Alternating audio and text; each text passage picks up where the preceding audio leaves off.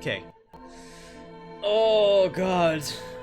So we just came off fresh from playing Resident Evil Village, the eighth installment in the Resident Evil series made by Capcom. Came out around May of a few weeks ago, this month of a few weeks ago, like May 7th, and a lot of people are talking about this game. Like, it's super fun, it's super good, and I just finished the game, and I gotta say, you know, I like Resident Evil. I love RE. Well, not love is a strong word, but I like RE, and I always like watching from a viewer perspective when RE comes to mind. I usually try to strengthen myself to like play an RE myself. Like, I played Resident Evil 2 Remake, I played RE4, and now I've played RE Village. I tried a little bit of RE3 Remake, but maybe, I don't know, maybe I gotta like find time to manage that. But I heard it's not that impressive.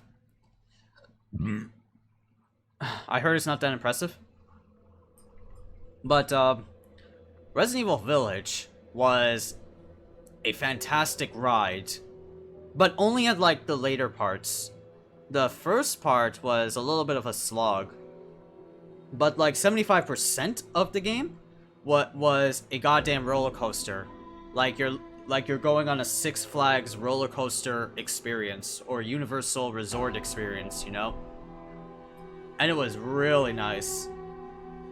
It was really nice. What I would give this game, I would primarily and preliminary, I would give this game like an 8.5 out of 10. Like, it's getting there. It's close to a 9. It's halfway to a 9. But I would say like it's an 8.5 out of 10, you know? I just liked everything about RE8. Well, not almost everything. Not almost everything. I like the combat. Well, the combat is pretty much, at heart, it's RE7, the predecessor to RE Village, because it continues on Ethan's story and the first-person perspective.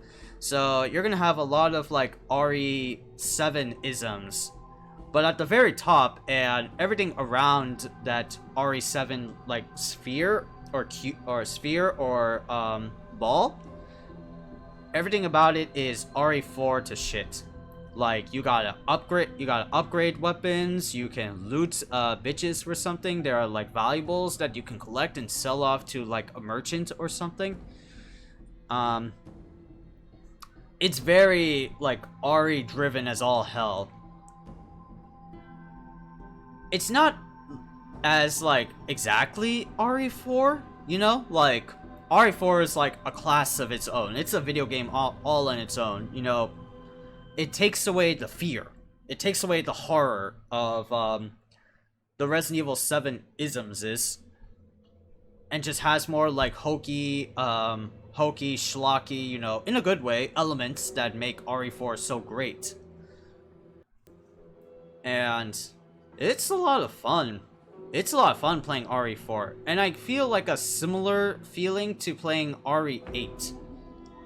Albeit, I was just like concentrated. I didn't have time to like take a sip and just like enjoy things. But now that I'm like thinking about all my playthroughs and times and save files of RE8, I say like I had a lot of fun just, you know, playing Resident Evil Village through and through. I didn't collect everything. Like you saw in my previous streams, that I missed some shit in the castle.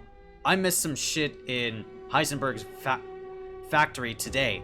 I missed some shit in the Beneviento house.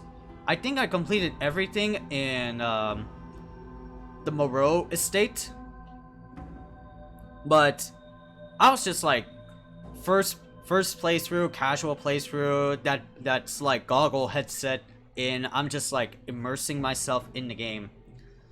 But would I play it again? Would I play it again? I don't know. Like, I'm still like tense as fuck. Like I said again, you know, Resident Evil is like a series that I love. It's a series that not love. It's a series that I like. I like watching people play Resident Evil, but goddamn, is it tense as fuck.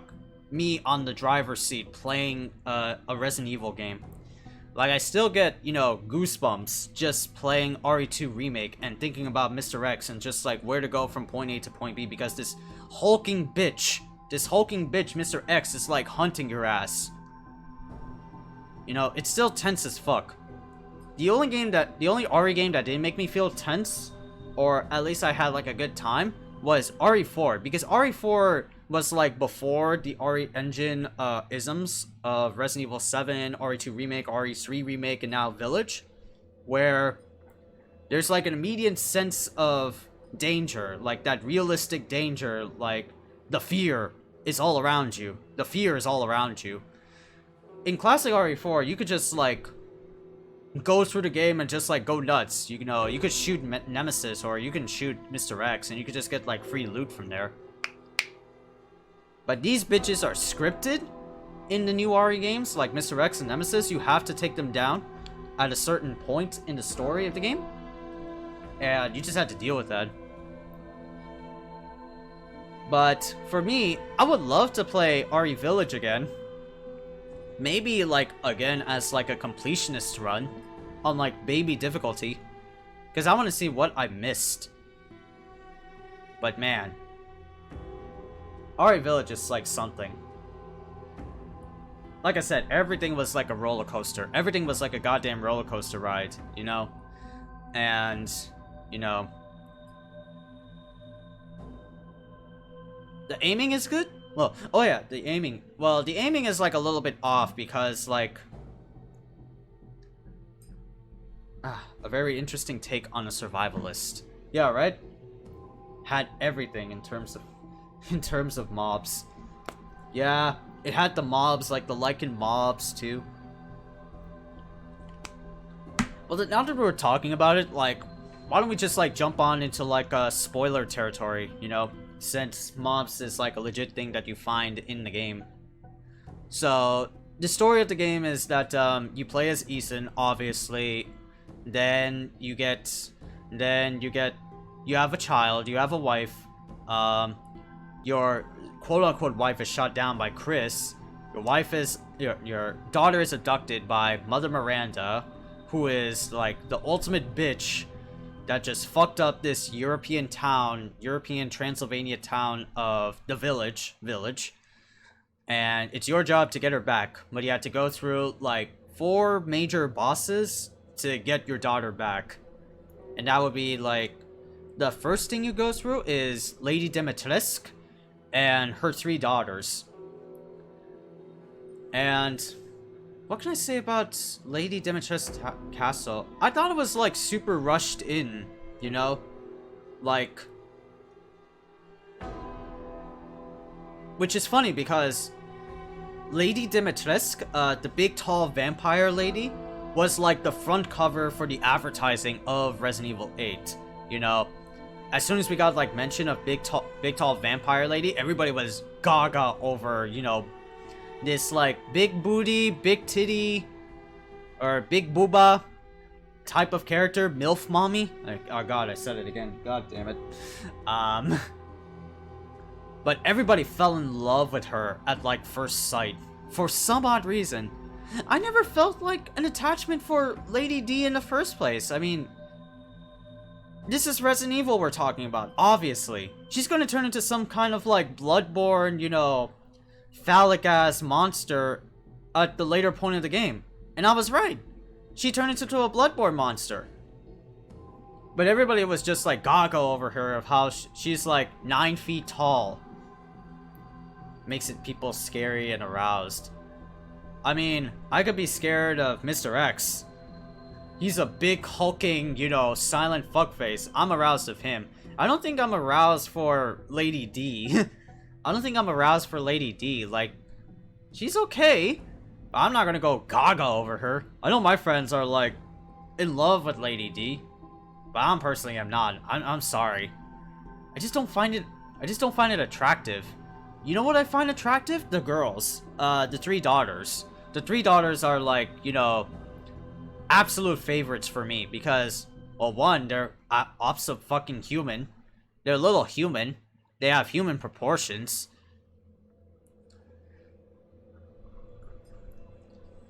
There are human proportions. It's not like I don't want to diss people who like tall women's anyway, but you know, and it's not my cup of tea. I'm sorry. I'm sorry. It's not my cup of tea. You can like leave it down in the comment section if you want. I don't care. It's just my opinion. But the daughters were great. Yeah, it's just like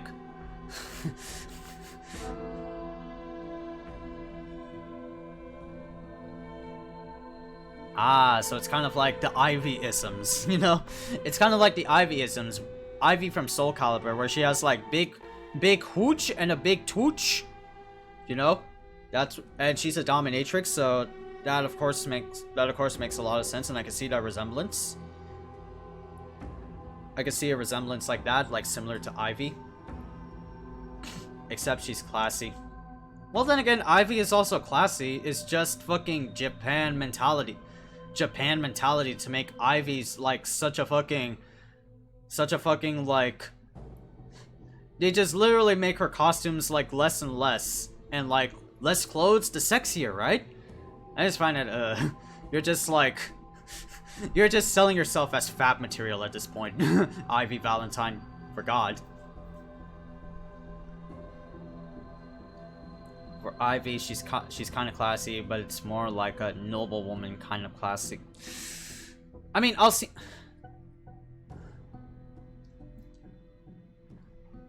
Well, they both come from pedigree times. Like if we read the lore of like Lady D, she is a thoroughbred. She is like a pure blood like creature. Even though she's like a mutant, she considers herself a pure blood, a pure heritage creature.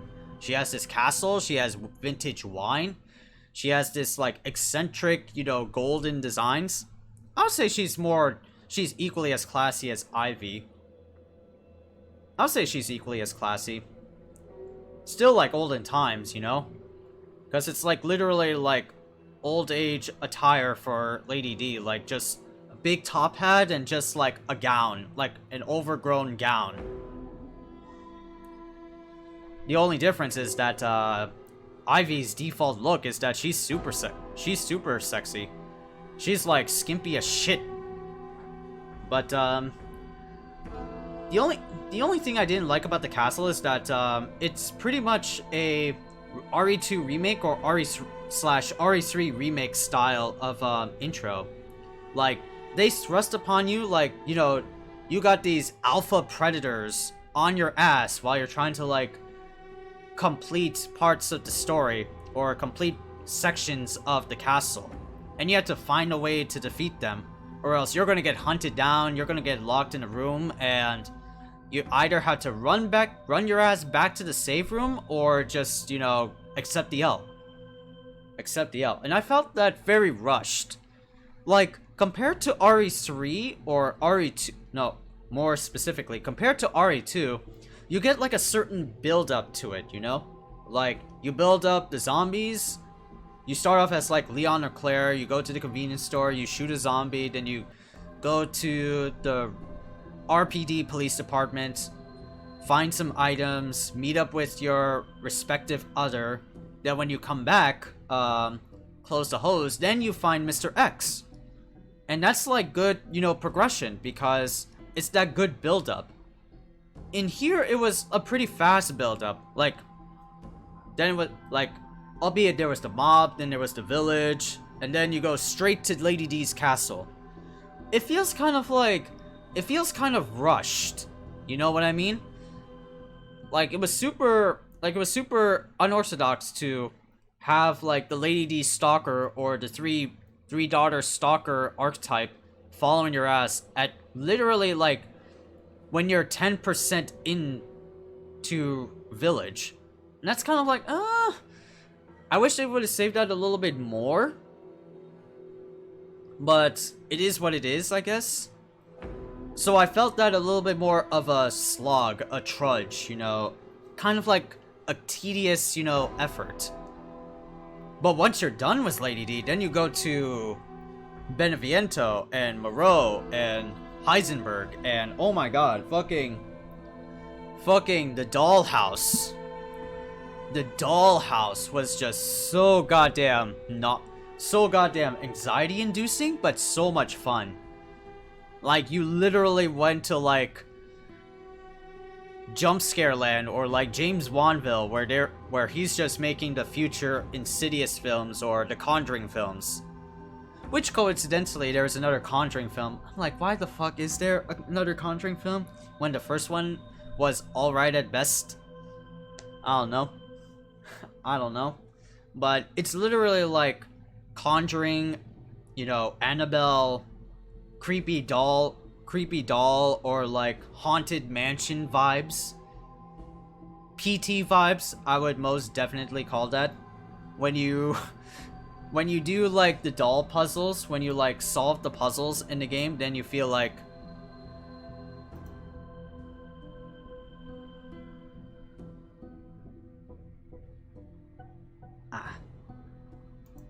there you go. My lips.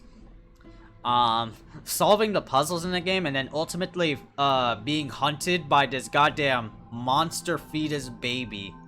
This goddamn stuff of nightmares was so fucking fun, but so goddamn scary as sin. Like, it's like the two things, like, it's like one of the things that I hate about, you know, scary games is that,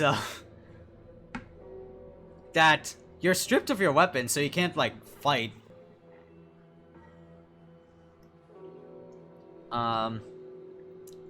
I felt, I'll say it again, like, the castle felt like a slog at best, you know? Like, it was just okay. It was just okay. I like playing in the castle. I like fighting dudes in the castle and exploring the castle a little bit. But again, it felt a little bit of a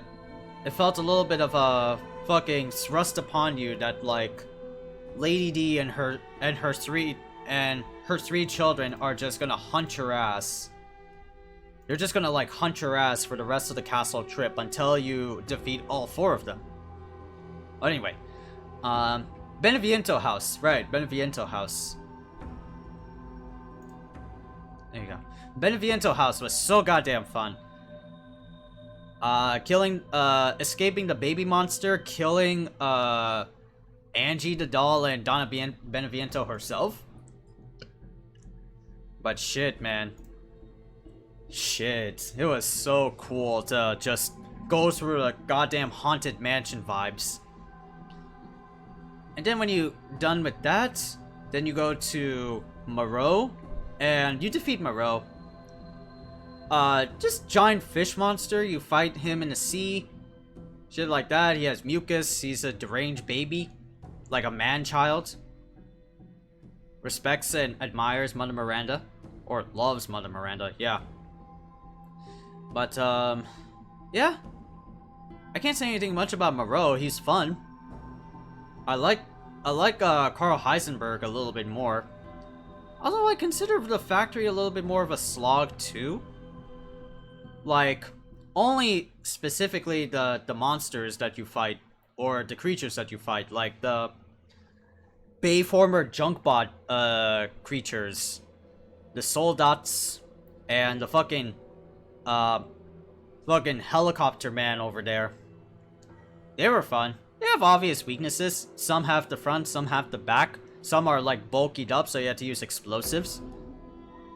But goddamn, man. I like the boss battles a little bit more. I could say Lady Dimitrescu boss battle was pretty good. Like, you fight her in a mutated form and on top of a tower. So that was fun. But like shooting a moving target is not great. The Donna boss fight was pretty good. Moreau was pretty good. Carl Heisenberg was fun. Carl Heisenberg was pretty goddamn fun. Just get on like a goddamn mech and just like shoot the shit out of him. I actually shot him with a bunch of sniper rounds and it was a lot of fun. The mini bosses in the game were fun to an extent. Like, I had to like deal with the controls of the PS5 controller and just like moving with RE7 isms all around. But the bosses were fun. They're ammo dumps. You can get like a good clean shot in, but if you miss, you'll be like, oh fuck. This guy's super big. He walks like two sidewalks in, but it was like, oh fuck. Ah, goddamn, man. This is crazy. This is fucking crazy. But then you play as Chris, which is the funnest fucking thing you can play as in RE8. And RE8 Chris is so goddamn beefy. Like, he feels like old school Chris, like RE5 Chris. He just is decked out dude with like a beef-ass pistol, a beef-ass assault rifle, some granadas. He has his fucking Marvel 3 level 3 super, bring the pain! His laser guiding cannon shit. Chris was a goddamn fun trip all around.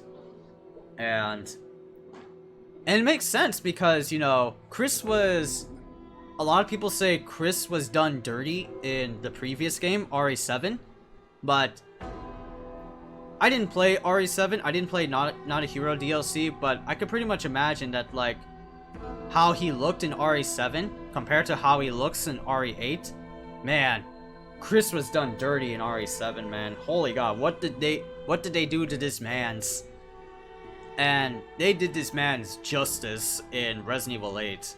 Like, it was so much fun just like shooting down zombies and just like shooting down zombies and or not zombies, lichens. Shooting down lichens, albeit it was stressful. It was a little bit stressful because there were hordes of dickheads just on your ass. But it was fun. And not to mention, like, the hidden lore room that you play as with Chris, like, finding out that Miranda was connected with Spencer, and that Miranda was, like, Miranda was partners with Spencer until Spencer gets all big, like, megalomaniac and wants to rule the world as, like, God, until Wesker came in and just shut that shit down. And assumed his throne.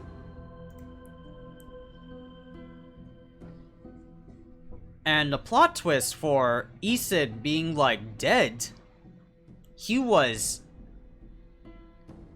there were, like, so many memes of, like, Resident Evil 7 and now with RE8 of how Ethan can just, like, survive, you know, poles, like, protruding out of him or, like, impaled to him.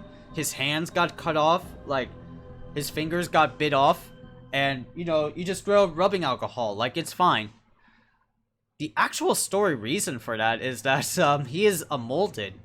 When he first encountered mutated Mia, or Evelyn possessed Mia, quote unquote defeated her, then Jack came in and he just stomped the shit out of his head.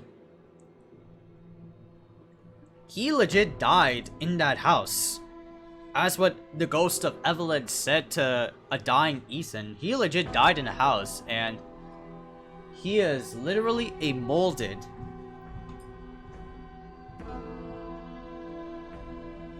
Hang on. Like, he is literally a molded. I don't know if that's like a reference to like something, you know? You say it's reminded me of Silent Hill. Well, I haven't played Silent Hill, so I can't really be the best expert on that. You know, forgot which one. I don't see any like Silent Hill isms. I only see like Silent Hill isms in like the Beneviento mansion or the house / the house.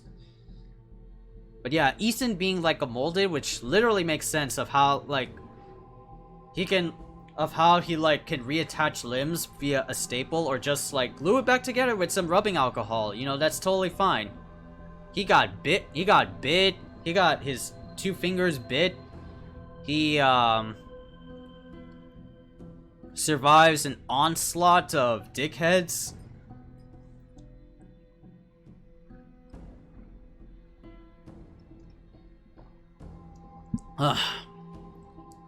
Which makes sense now that I like think about it, because he would like get visions of Evelyn in the previous game, and that's not like literally ghost shit. It's just Evelyn showing him, you know, the power that she possesses because he is a mold. God damn, it literally tracks back to like Resident Evil 7'sville of how now that like you think that Ethan is a mold, and you think of the experiences in RE7, it now makes sense, like, why Ethan was the way he is. He's like the perfect mold. He is the perfect specimen for the mold. And nobody saw him that. He was just like this basic-ass man. Just this basic dude. Literally nobody assumed anything out of him. But damn, man. And of course the ending. The ending is super fucking crazy, man. Not only like Chris found out that BSAA soldiers were fucking bioweapons, but the end credits scene of Rose as a teenager. Rose as a teenager. And visiting the grave of his dad, Ethan Winters, who died. But there are like so many questions for that ending, you know? Like, that's Mia. How did she grow up into a teenager? It can't be like 15 actual years is what I'm thinking. I'm thinking that maybe it's like rapid aging. Maybe she like aged too much into adolescent years and is visiting the grave of Ethan Winters. Or I could be wrong. It could be like a teenage version of teenager or adolescent, young adult version of Rose. Silent Hill Shattered Memories. Ah, okay. I see. But goddamn, Rose was like the biggest like what the fuck, but like good what the fuck, you know? Now I'm kind of like excited for a potential RE9. Are they gonna continue? Are they gonna start off Rose as like a mercenary or some shit? As like a soldier or someone who's like caught in the wind of some fuckwad disease or like town or some shit? And who was that guy? And who was that guy that when the car was driving off into like the end of the road, there's like a guy next to him. I saw it. There was like a guy that just beep popped up. Who was that? Who was that was like walking on by while Rose and this like US Secret Service agent was driving her to some unknown location that she needed to do like an assignment or something. But goddamn, I kind of want to see now what they do with RE9. Are they going to continue off with Rose? Or my thing, is Ethan going to come back? Cause, albeit jokingly, but true, Ethan somehow finds a way to come back. Ethan always does. Like, you see him, he got his fucking heart ripped out by Miranda. He literally got KO'd fatality'd. And he just like, oh, I woke up and I'm fine. I'm a mold. I'm the perfect mold. I'm the perfect life form. You know? Is it going to be more of Ethan's story? Because even though that epilogue catch title said the father's story is done, we could see a potential return to Ethan Like, maybe not as playable Ethan. Maybe not a playable Ethan, but like part of a playable Ethan. And then you can play Rose with psychic powers.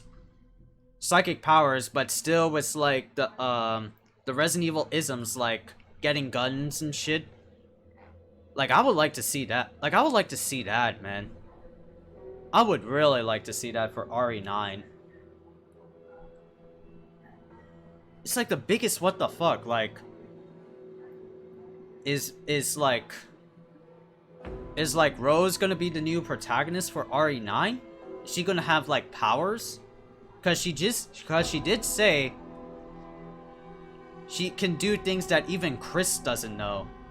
And she's like the successor of the Project E gene, or the E virus, the Evelyn gene. So she has like powers of the mole, but perfected. I don't know, man. Like, I'm kind of excited, you know, about the future of Resident Evil, because, you know, after this, there's gonna definitely, even though my boy Frank House, or Frank Grossi, hates this, there is gonna be a potential RE4 remake. There's gonna be a potential RE4 remake. It's gonna happen. Capcom said that they are working on making that game. We'll just ultimately see like a teaser for that, or a trailer for that, maybe in like an E3 or in Tokyo Game Show. Some shit like that, something major. Probably gonna see something RE4 remake sooner down the line, I feel. But RE9 would be like a long ways ahead. This would be like, probably 2-3 years after. Probably 2 to 3 years after. But there's legit going to be DLC for this game. I could like 90% guarantee, with how the way Resident Evil 7 performed and how well it did, I can see that there's going to be DLC for this game. Like, have an extra campaign for Chris, maybe. Taking on BSAA.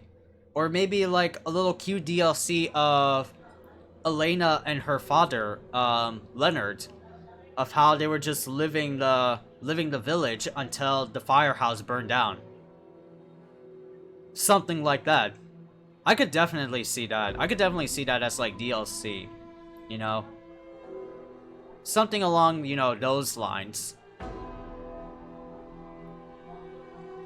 Something along those lines. Yeah, I could definitely see that. But yeah, this is a fun game. Again, I will give it an 8.5 out of 10.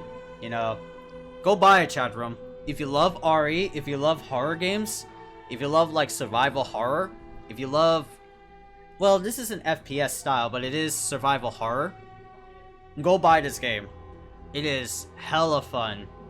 It is hella fun, worth the money, worth the time to put in. A lot of exploration. The first parts can be a little bit of a slog, but once you get through them, you'll be like, oh man, this is goddamn hot. This is goddamn fun. This is goddamn fun. Holy shit. I don't know about replayability though. Well, then again, I'm not a big RE type of guy. I don't play a lot of REs. I get scared and anxious as shit for playing a Resident Evil game. But I love watching them, and I like RE lore, stuff like that. But yeah, it's a fun game. It's a fun game. Go buy it, chat. Go buy it. Go buy it, man. It's so goddamn fun. It's one of Capcom's best games of this year. One of their best games of this year. Along with Monster Hunter Rise. And Monster Hunter Rise is still topping their charts. Their financial charts. Yeah, man. Goddamn. Goddamn, man. Ugh. Well, anyway, I should, like, probably turn in. I should probably